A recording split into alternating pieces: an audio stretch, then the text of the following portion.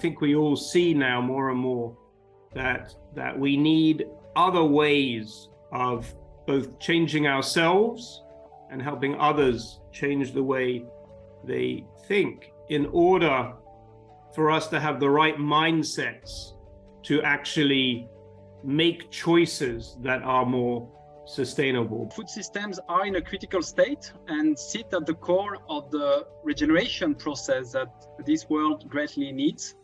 And we believe this can only happen with a change of mind and heart sets with different values and worldviews.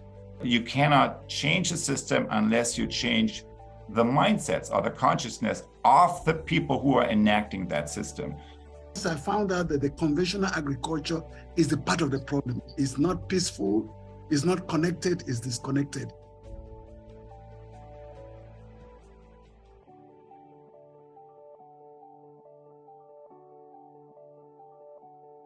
COFSA, in case you don't know, is an alliance which brings together passionate practitioners working to promote conscious food systems that are based on a reconnection to self, others, and nature, and that foster the inner capacities like deep listening, empathy, compassion, self-awareness that help us build these conscious food systems.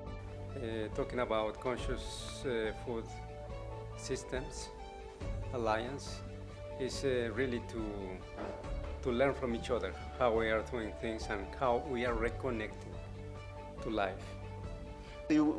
I would tell people that in the West, people are beginning to think that we have to honor food and that we have to be connected to the source, where the right frequencies, we consider food in the indigenous communities as medicine.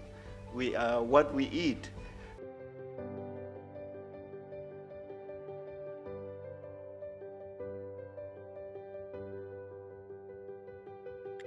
And when we come into relationship with the living earth, there is this knowledge, that the deep knowledge and the deep trust that we are nourishing each other.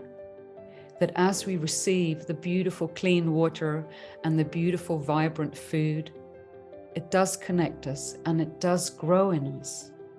And so as we receive the food and the water, we're also receiving the voice of the earth.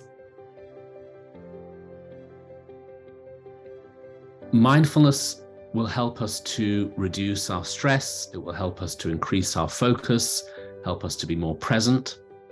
But on a deeper level, it is about transforming our view of reality so that we can start to experience reality from a deeper place within ourselves, a place of compassion, a place of loving kindness, a place of forgiveness.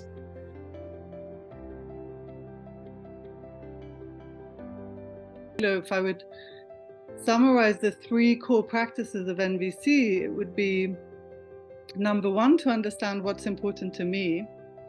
Number 2, communicating that to others in a way that is likely to be understood. And number 3, hearing the essence behind what someone else is saying.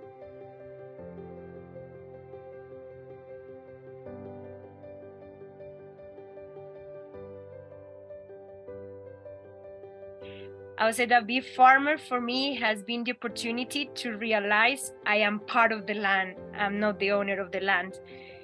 But being listened as a farmer, being able to speak, oh, it's so powerful.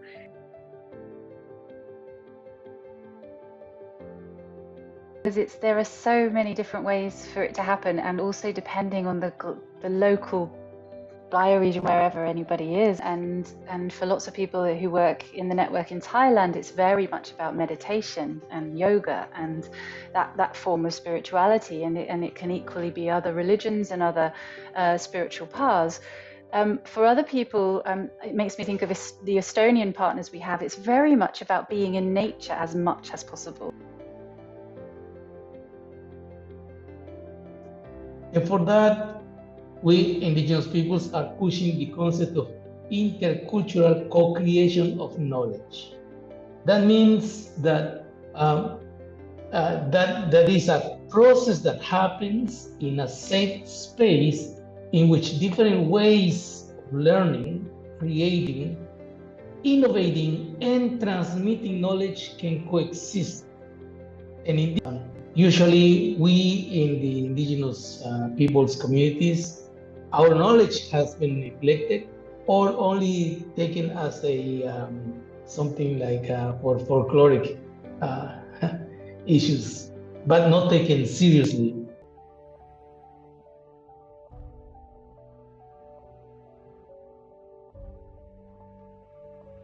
Really had an impact on me is the farmers' well-being and psychological resilience sessions. I mean, I was able to share my story and hear the stories of other farmers as well. And I saw that I was not alone in the challenges that we face. That really helped me to also be empathetic, more empathetic to all the farmers around me and also our farm workers. Those of us working to make the food system better are constantly exposed to the devastation that poverty, climate change and nature loss is causing. And it is really difficult to escape and remain in a positive headspace and to keep that space for trying to push for solutions. And this is just one reason why COFSA is so important. To me, there is a before COFSA strategic retreat and a after. Both personally and professionally. When I came back, I integrated all the COFSA principles in the action plan of the Future Food Institute. I come from a fairly technical surrounding, and all of a sudden you meet at that place and you are surrounded by peace and love. And that in very dire times. I mean, we could all be quite bitter and sour of the way things are going, but the energy was completely different. It was really as if we collectively connected with the source. Na, yoho, you.